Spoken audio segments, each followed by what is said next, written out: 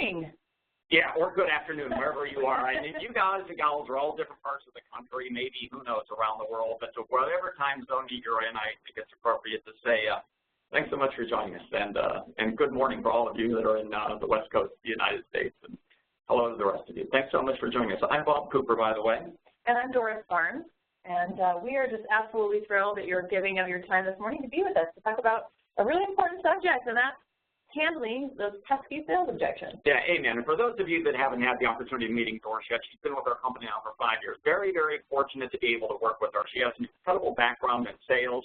She was with Mercedes for a number of years before we lured her away and had her join our family here at Leeton. Very fortunate to be able to work with her.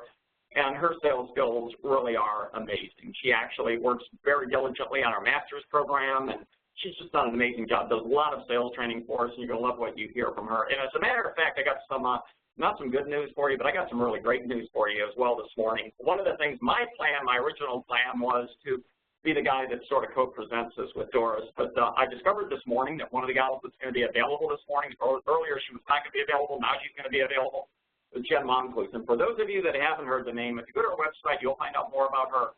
She's a gift to us as well. She's been with us for about 2.5 years now. And she's the gal that handles the master's program now along with Doris, and what she does with these students, with these clients, is just absolutely breathtaking. I've watched her take guys right from the beginning, right to the top. So when I heard about the fact that she may be available this morning, I thought, oh, that's going to give me a chance to step out of the frame and introduce Jen and let her play a very important role in what you're going to learn today. So you're going to love hearing from Jen. So, Doris, what do we have going on here? Well, first thing and most important thing is we want to thank each and every one of you for placing your trust in us, for the years that you've been on board with us in any way, shape, or form. Thank you so much for doing that. You know, we know what you feel for this industry and how much you care, and, you know, it's an honor for us to play a part in your development. So thank you for that. Yeah, well said. That's something that we'll never take lightly, to rest assured on this. So thanks so much. Absolutely. And a little bit about who we are. Yeah, well, first and foremost, let's talk about culture, I guess. We're a company that one of the principles that we live by is we'll never put money ahead of people. And you're going to discover that same thing, that same message here today. Not only is it the glue to sort of hold us, that holds us together, but it's one of the messages that we share with, as you know, all of our clients worldwide. This really is our DNA. It sure is. That's the most important thing right there. And next, what we do, we're a company that takes auto repair professionals to the top of their field in the most professional and always ethical way. So we always want to make sure that we're doing the right things for the right reasons. And we know that if we do a really good job at that, you know what, the rest will just take care of itself. So that's our motto. It's what we do, and it's what's important to us. Well said, Doris. Well said. Well, look, what we're going to do right now is I'm going to take this as an opportunity to actually step out of this frame, and I'm going to allow Jen to step into this frame.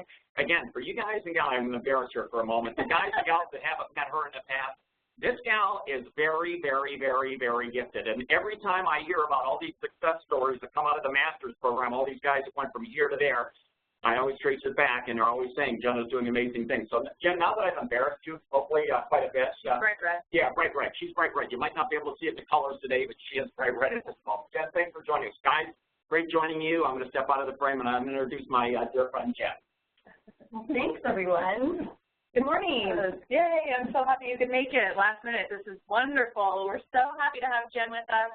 I know Bob already embarrassed her, and we don't want to overdo it here, but she really does an amazing job, and this is where she lives. She eats, sleeps, and breathes sales and training and objections. She really understands this stuff, so it's great that she can be with us today. Yeah, thanks for having me. Excited to be here. I love this discussion today. Yeah. Well, let's get into content. We know that's what you guys are here for. Okay, so first thing that we want to start with is before we get into how to handle specific sales objections, Jen and I wanted to take some time and really understand first, talk about what goes on upstairs for all of us that are in the role of service advisor or salesperson. What causes us to struggle with having these conversations with our customers when we get objections? Why do we tend to either roll over when a customer says, you know what, thanks for giving me that list of repairs, but you know what, instead of doing those 5 things you recommend, you know what, I'm just going to do 1 and 2. And the advisor goes, okay, you know what, absolutely, we'll take care of that for you. Happy to do it, and we'll get you back on the road by 4 o'clock today. Thanks, Mr. Customer. That's called a rollover.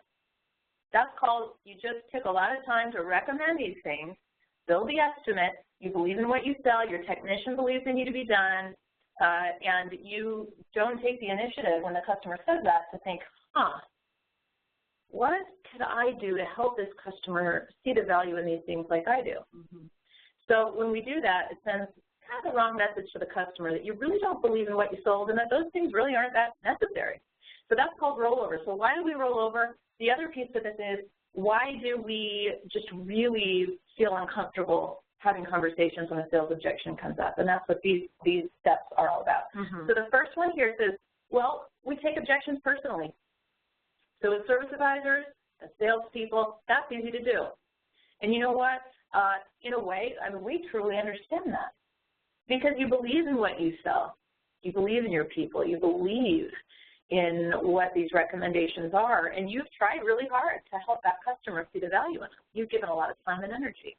And so a customer says, you know what, your prices are way too high, and you just go, oh my gosh, you know what, why did the customer say that? I mean, we're not priced too high, and all these negative objections come up, and we take them personally, and you know what, that's bad because that shows to the customer. So we can never do that. Just understand, you know what, this is a great opportunity for me to help this customer. I obviously didn't do what I could have done to help them really understand why our prices are set the way they are. So you know what, I'm going to try a little harder. That's the first thing.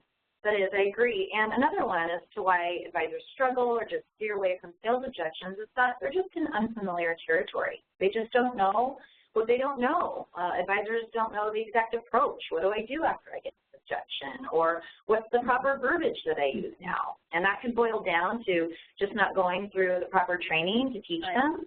But when it's all said and done, it's doable. There's a workaround. It just takes a lot of practice and a lot of time to master that.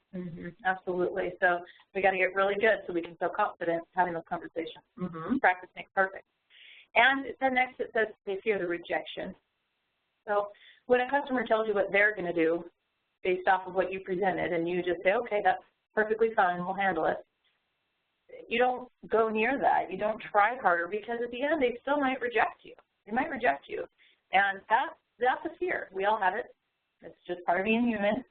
And so fears limit us in a lot of ways. They certainly limit us when it comes to sales objections. And so persevere through that. Don't worry about maybe saying the wrong thing, especially while you're practicing and trying to get good at it. You've got to attempt it. You've got to practice it to get good. So you just got to push through that fear, right? Exactly. Right. And then last but not least, you guys, they fear upsetting the customer. That's why a lot of advisors struggle with this. Don't fret. I know you guys work very, very hard to keep a happy customer. I know you want repeat customers, and you do everything in your power to get those CSI scores up. But don't get hung up there. I know that's the reason why most folks avoid it. It's just they don't want to alienate the customer. They don't want to get their defense mechanisms up. We're going to role play and show you some little tips that you can use so that you can steer away from upsetting your customer. We'll show you that in a few, like I said, in a few role plays in a bit. But we want happy customers and we want sales. That takes time and effort and work, right? So that's why most advisors struggle. Those are the key things. Very, very common.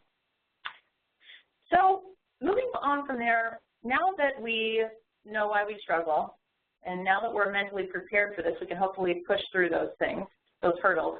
Now let's talk about the rules for handling sales objections. So this stuff is kind of like the know before you go. What do you guys need to understand before you get into that space with your customer, okay? And the first rule here, when you get a sales objection, says be thankful. Sounds weird. Why would we want to be thankful? The customer doesn't believe in what we're saying. Why are we thankful? Well, the reason we say that is because if a customer was really done with you and they didn't want to buy from you, they would walk. They would not be saying, you know, Jen, I mean, that just seems really, really high. They're begging for a conversation when they give you an objection. They're saying, help me. I really want to buy from you. I'm still standing here. I'm still willing. There's just something I'm not quite comfortable with yet. And you need to help me through that, Jen. And if you do, you know what? I'm going to say yes to you. So you guys all need to go, great. I just got an objection. This customer believes in us to some level. They still want to have this conversation. They don't want to leave. If I was really set up, I'd say, you know what, give me my keys. Just get my car put back together, and I'm going to head out. That's what I would say. So that's what be thankful means. Very important. And another rule, you guys, is the objection may just be a reflex response. It could be a knee-jerk reaction, just an audible outspurt from the customer. And don't fret about that as well. This could be a smokescreen perhaps. And a lot of customers, you know, maybe they hear a longer list than expected. Maybe it's a price they just weren't expecting as well. And this could be just a auto response. So you got to know before you go, and you'll be able to work around that as well. Yeah, you just got to let them. We got to talk them through it. And that's where we're going to take you today. Yeah. And then it says, never forget. When you get that objection, they tell you your prices are too high, they think they get it done for less, using those as examples, they just may be testing your integrity. Unfortunately, over the decades, our industry's done a phenomenal job at training our customers that they can bargain over price, so that if they push us a little, we're going to drop price to appease them. That's a bad place to live, and we don't want to train our customers to that. So stand behind your prices. Build value, don't drop price. And always know that if that customer does that to you, they're going to want to see where you land. And I don't know about you, Jen, but if I was a customer and I tested you and you dropped the price, I would be thinking, oh my gosh, you mean if I hadn't have done that, you were just going to charge me too much? That doesn't speak well to ethics. And then the other thought that might run through my head is, well, I mean, if I did, what about the next customer that comes in, Jen, and doesn't ask you to help them with price? Are you going to charge them too much too? So hopefully you guys see that. And I'm sure most of you do, being who you all are. So, but that's a really important one to remember, that the customer could likely just be testing you. And when you guys are attempting to handle sales objections, just know that you can't be presumptive as to what the objection really truly is. I've seen that a lot with advisors. They almost assume that they know what the core root objection is, and they just start going down that path to handle it. So we don't want you guys to get in that habit of just assuming. We want you, and we'll show you how to do more elaboration or getting the customer to clarify what their true hang-up is. If you guys just get presumptive about that, you could be essentially barking up the wrong tree, handling the wrong objection. And then you'll get nowhere, and you'll spend a ton of time and energy and try really, really hard, and you just address something that they weren't even concerned about. So that's definitely. Just make sure, we'll show you actually exactly what to do if you're not sure, if you're not clear on what they're saying. And we'll show you that. So a few more rules here. Let's continue with our rules, Jen. The next one says, never disagree or try to prove the customer wrong. Right. You've all heard throughout your careers, I'm sure you all have, the customer is always right. Well, to them they are, right? And we need to make sure they feel that they are. That doesn't necessarily mean that they're always right, but that's the perception your customers always need to have. So whatever you do, when you get into handling or an objection and trying to help the customer see things differently so that they're going to say yes to you, never disagree. Never. We are going to role play that for you also. And it's all just about the way that you choose your wording to make this come off right, okay? So that's a very important goal. Another huge one is never use fear as a motivator. Now, we understand there's going to be those repairs that are going to be really urgent or really important, and a lot of them could be safety related or all of them. But we can never scare our customers into purchasing from us. We can't use that emotion of fear as the influential factor in their buying decision. We have to be very, very careful. We have to be smart with how we phrase things. And, you know, help the customer read in between the lines. Let them know that this is an important, urgent repair, but we can't do that by painting scary images for them. It just comes off as too high pressure or too salesy, and I don't want you guys to be in that position. Yeah, you don't want to sound pushy. Scare tactics, regardless of the severity of the need, of how serious it is safety-wise, their cords are showing through their tires, their brakes are metal to metal. We need to, like Jen said, paint a picture around it and stay away from using scare tactics. Explaining on the negative, and you're never going to end up in a good place when you do that. So that's really, really important. And then next it says know when to quit. And so what does this mean? Well, this means if you're really a tenacious salesperson, if you're very, you go for it, you really try to help every customer, we love you for that. Trust me, we do. But we also need to know when to quit in order to save the customer, save the relationship, have them smiling at the end, and these are the rules. First one says you feel you may be becoming frustrated. That even makes sense, what I just said. You You feel you are becoming frustrated. You're becoming frustrated. Yes. Thank you, Jen. Thanks for helping me with that.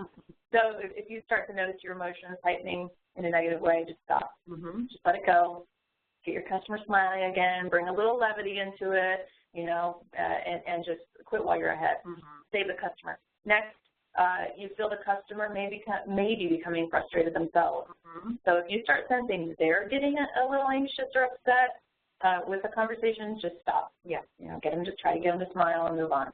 And then lastly, if you've answered all of their questions or concerns and you've really done everything you can, and you don't want to start getting into a circular conversation where you're repeating yourself, that's a really bad place to be. Just stop there, and if they still make a decision to say no, then you've done all you can do. So that's when you know when to quit.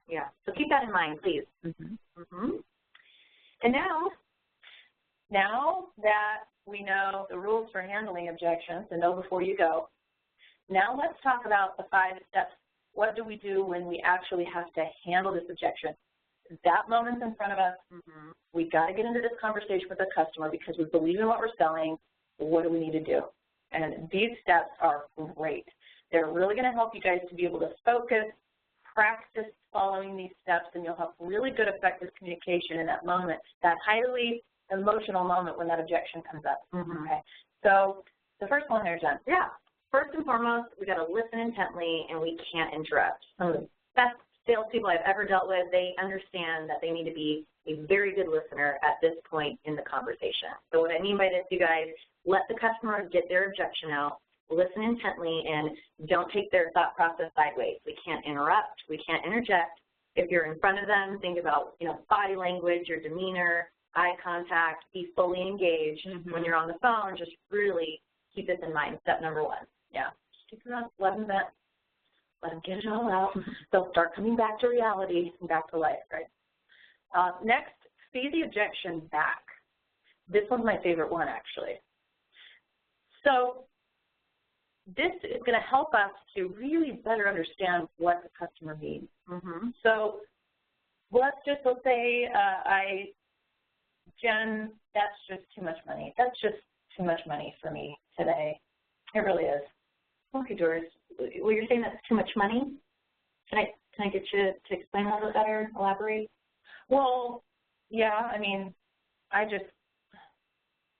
last time I had brakes done on my Honda, it didn't cost that much. So now she really knows, so she fed it back to me, and she got a lot more information. So always do that. The point is to get the customer giving you more. Okay. Clarification there. So once you've gotten the clarification, just like we did, this is where you answer the objection. And all this means, step number 3, this is where you handle it. You handle it appropriately with the right approach, with the right verbiage. And again, that takes a lot of time and practice to master that and get really good at it. But that's where you would just answer the question, handle the objection. Next, it says confirm the answer. So what a lot of advisors will do, which can get them into trouble and is a mistake, is they'll answer the objection, they'll feel they did a really good job, and without making sure that we pull the customer back into the conversation to make sure that they are sold on this new idea, to make sure that they go, you know what, that makes a lot of sense. I guess I could see with how you put it this time, how I think I do want to move forward.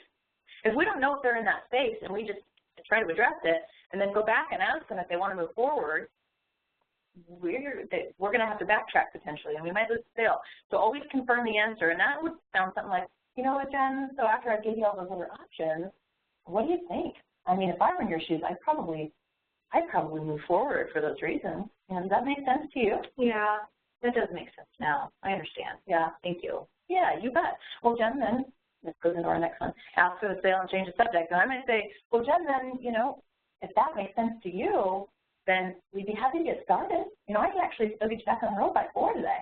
What do you think? Perfect. So what Doris is doing is, once she's confirmed the answer, she knows that I'm on the same page with her. So now is the appropriate time for her to go back, ask for the sale again, get my decision to move forward once more, one last time, and then what we would like you guys to do is just easy breezy change the subject. No reason to dwell on it. You've gotten the yes, you've gotten the approval, and move on. Let's go to the next steps. Maybe they need a shuttle car or whatever it might be. So we're just going to move along. Yeah, so Jen says, yeah, you know what, Doris, that does make sense. I think I'd like to go ahead. And I say, well, you know what, I forgot to ask you, were you going to need a rental car? So I change the subject. Okay, so that's that. Moving along. All right, guys, hopefully those are helpful. Hopefully those are going to help you with all your sales objections. And now we're into these objections, and let's talk about a few that you guys deal with, I'm sure, on a regular basis. And we're going to do everything we can to help you through these few that we have for you today. Okay. So the first objection that we should do, Jen, what do you think? Let's just do a short one that we hear a lot, maybe too much money. Okay. So I'm going to be your customer. Is that what you want me to do? Sure. Okay. So I'm going to be the customer, and I'm just going to tell Jen, let's just roll into it. Okay. Yeah, Jen, I mean, that's just too much money. I mean, that's just way too much money. That's just, I wasn't expecting that. Yeah, okay. Well, Doris, I hear you. Now, you're saying that that's just too much money. Can I get you, would you mind elaborating on that a little bit more for me? Well, I mean, yeah, I mean, we're just talking about brakes here. And I saw brakes advertised just the other day in the paper. You know, a company that looks to be a good company. I don't know much about it, but I mean, it was like not even half of what you're quoting me right now. So Doris is giving me a vague statement. I would say that's just too much money, and I'm sure you guys have heard that before. That can mean a handful of things, couldn't it? Yeah, it can.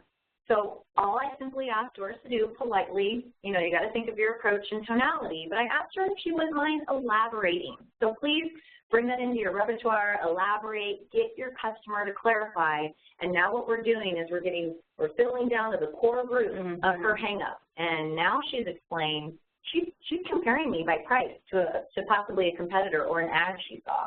Now I know which route to take her when handling the objection. I didn't assume. I just got her to give me more. Yeah, start using that one a lot, you guys. It'll really help you really, really well. Okay, so there's this one, and there it is. That's just too much money. Jen, you say it's too much money. Can you elaborate on that for me? Sometimes I'll say, so I better understand, and I'll just kind of make it really lighthearted. Use great tonality here. It'll help you. Okay. So another one. You know what? We'll leave this slide up. We're going to move on to another one, though, and then we'll pull that one up after we role play it. So you guys just tune in and listen to us for now, and then like I said, we'll pull up the verbiage on the slide. Okay. So I'm thinking the next one we should do, Jen, is I just don't have the money. Okay, very different. It's very different. Now I'm saying to Jen, and I'm going to be the advisor on this? Yeah, I'll give it to you. Okay, you're going to give me the objection. Okay. So I'll just start here, guys. So Doris, I just don't have that money. I don't have the money today for that. Okay. Well, you know what, Jen, I really understand. I mean, unexpected repairs can be a big challenge, and I've been where you are before. Okay, so I can relate to that. So yeah. Well, you know what? Perhaps we do have some options here that might help you. Okay. In the situation that you're in. And the first one is, you know, a lot of people don't really know this, but we take all of the major credit cards. So not just MasterCard, Visa. You know how some companies just take MasterCard, Visa. Right. We take American Express. We accept Discover. So, and I only mention that because I've got a handful of customers that keep an emergency card or two tucked away. Like they don't want to use their cards on a regular basis. And they're set aside for situations just like this. So if you happen to have one of those laying around somewhere, we do take all of those. But the other thing that we do here at Elite Auto Repair is we have a great financing program. And it's just like what your dentist does. I don't know if you've seen that before. Yeah. We do the care credit, and they're able to help people get their dental work done. It's really easy to run an app for this. It literally just takes a minute. It's through Bosch, really wonderful company, and it's actually 6 months, same as cash. Oh, wow. So if you get approved, like I said, it just takes a second, and then you have a whole 6 months to pay it off without paying a dime of interest. So, you know, if those things could help you, Jen, you know, we'd love to help you in one of those ways. Yeah. So see what Doris is doing here, you guys? She's not rolling over. I loved how she empathized, and you definitely made me feel that you were trying to help and you heard me. Well, thanks, Jen. I tried. So let's pull this up on the slide. So I just don't have the money. So the very first thing that you always need to do when you handle any sales objection is you need to empathize. Always, always, always. So this is going to put your customer in a frame of mind going, you know what, I like this advisor. I really like them, feel really good about them. They care about me. They're not just trying to, you don't just go on the defense ever, ever, ever, ever, ever.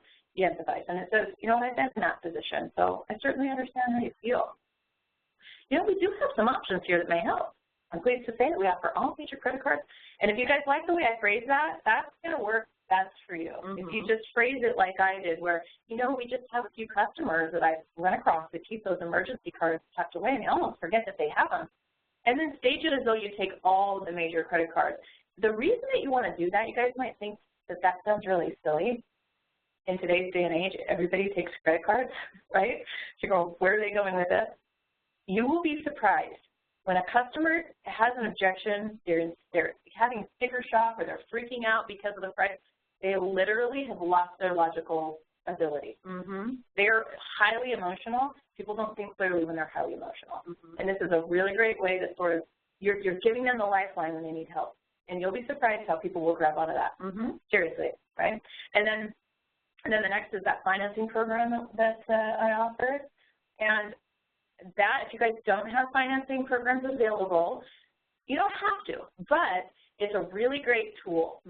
It's great because even though you may only get, let's say, 10 to 15% of the people, you might have higher, for those of you that do this, you know what your percentages are, I'm sure, that actually get approved and it works for. But the other benefit to this is, well, it's still a trial close. If they say, yeah, I want to move forward, that sounds great, let's try to run an app, then you know they're for real. They really want to buy from you. Now you can feel really comfortable scheduling them in and making sure that you get them back in for those repairs on a schedule that's going to work well for them. So it tells you that they believe in you, they believe in your people, they believe in your products and services. They're sold. Right. They just truly don't have the money. So yeah. And it might help you figure out what their budget is too. Maybe they don't get approved, but it's still a great tool to decipher that.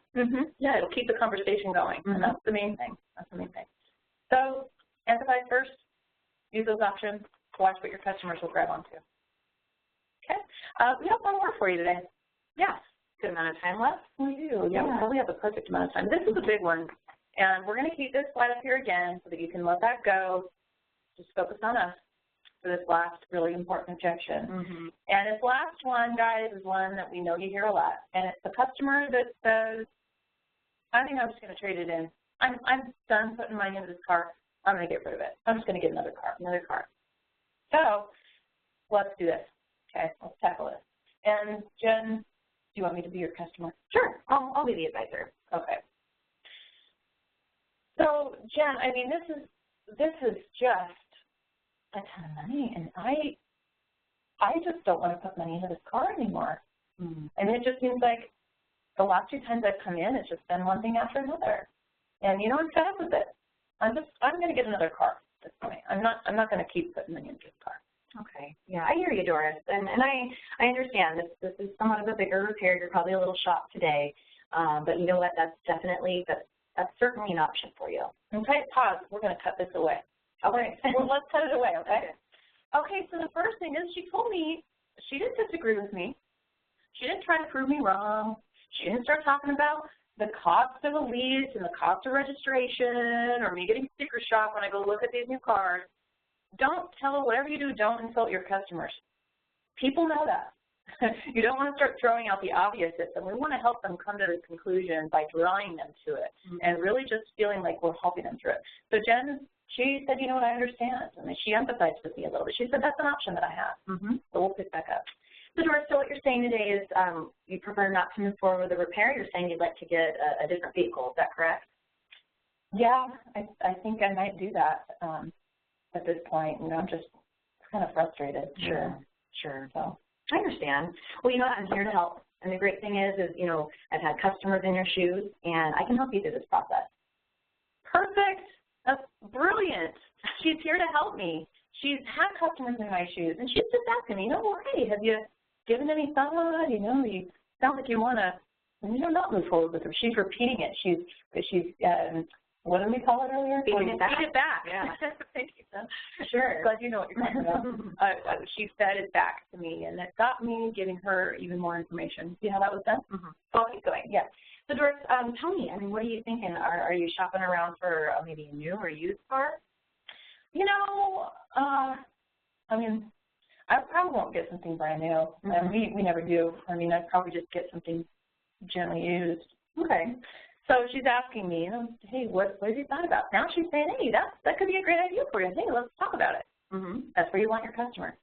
So yeah, you know what? So you talked about a new car, used car. You started shopping, and I'm sitting here going, well, no, I haven't started shopping. And I wasn't planning on doing that until you just shocked the heck out of me with these prices. So we're starting to come around here. We're starting to really get somewhere. We're just having a conversation. So Doris, okay, so used car. Any particular vehicle, make and model? I mean, do you know what you're looking for? Not yet. I mean, I really like Acuras, so I might look at something. Nice. 2 years old. Yeah. Those are nice cars. Yeah, we work on Acuras all the time. Well, you know, Doris, as I mentioned before, it's certainly an option to not move forward and look at a different vehicle. And, you know, you got a couple options. So if you don't mind, let me just kind of walk you through this. We'll explain. Okay. She's going to walk me through my options. Cool. So I have to tell you, due just to the mechanical condition that your car is physically in today, if we're going to be looking for new cars, you might be under pressure with time. And what I mean by that is I'd hate to see you, you know, kind of rushing and trying to get rid of this vehicle before it fails completely. I'd hate to see you rushing around and just kind of settling for an Acura that may not be the fit or meet your budget. So we've got to consider that with the current condition of the vehicle, but we can certainly trade it in and get something else. So now she's helping me, she's reminding me, and she has to do that here, because I'm not going to necessarily know this stuff. That's her job to help me. That if I shouldn't be driving it in the condition that it's in, or we've got a couple of safety issues that we really need to have addressed. Otherwise, it's not safe to drive. So I'm going to be under pressure.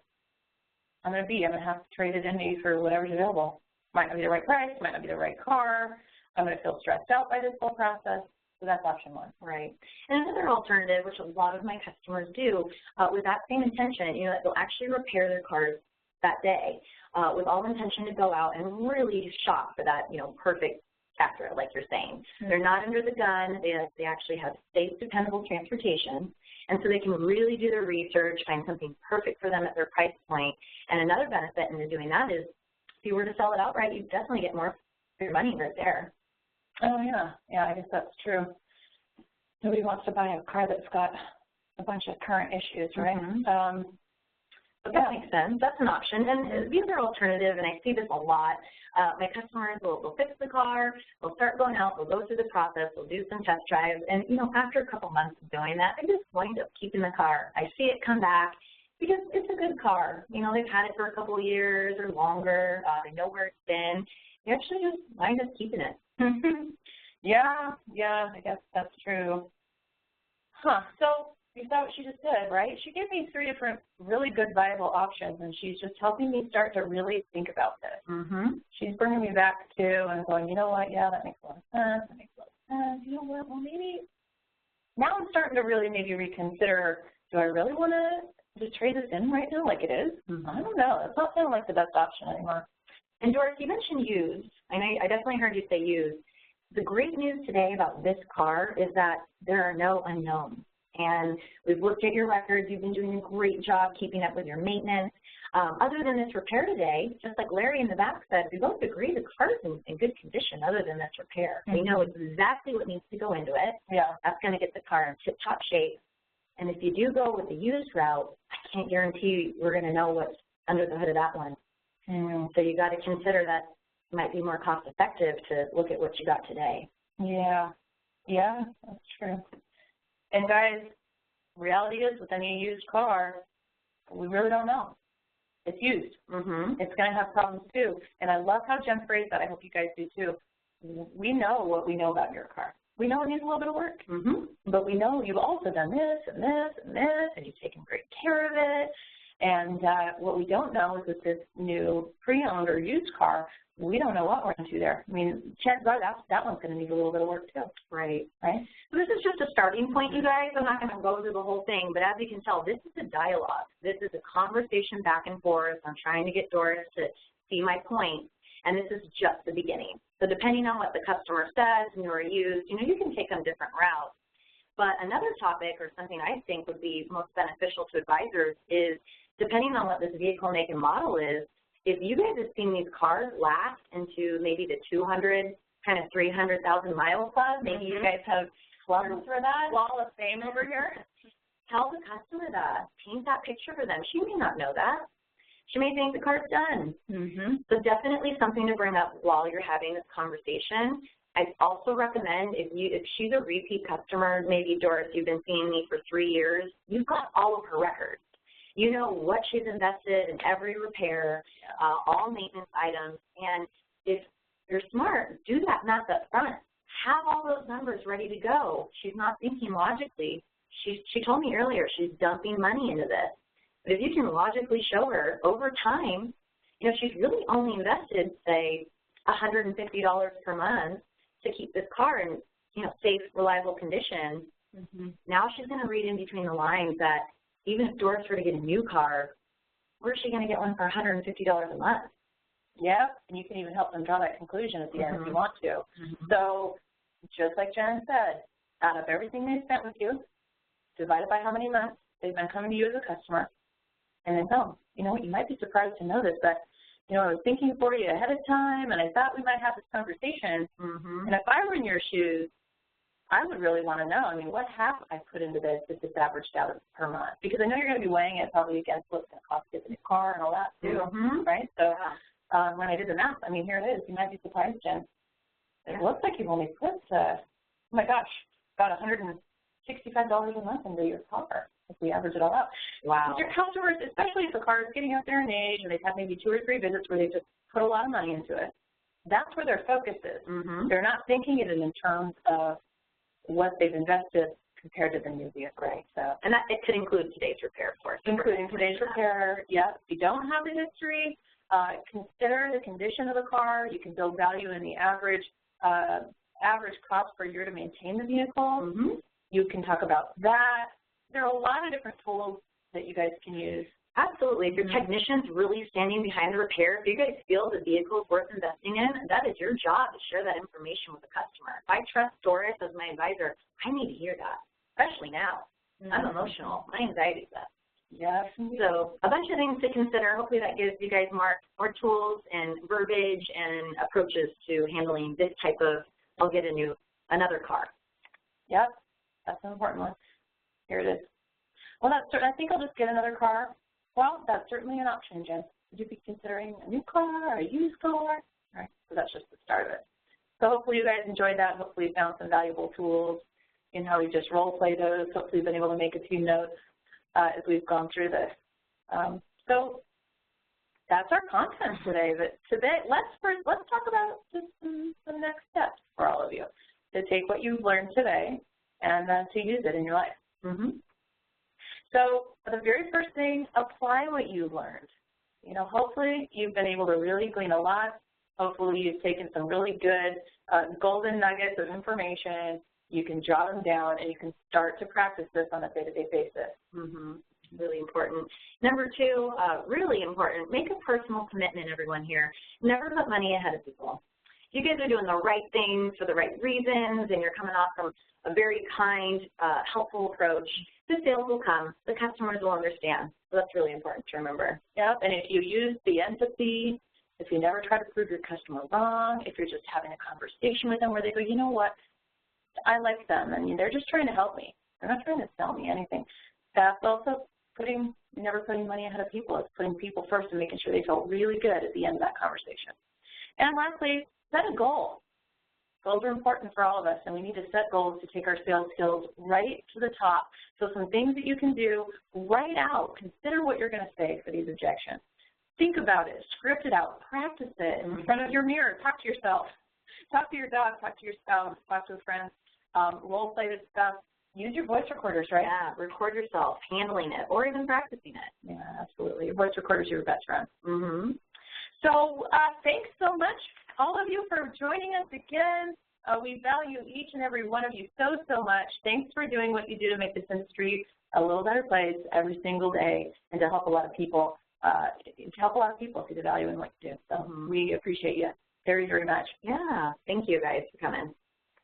Thanks to Jen for joining us. And lastly, if you guys need anything from us at all, if there's ever anything more that we could do for you as a team, as your family here at Elite, we are just a phone call or an email away. You can reach us at 1-800-204-3548 or email us at contact@eliteworldwide.com. Yeah, let us know if you have any questions. Thanks, everybody. Thank you so, so much. Have a great day. Bye.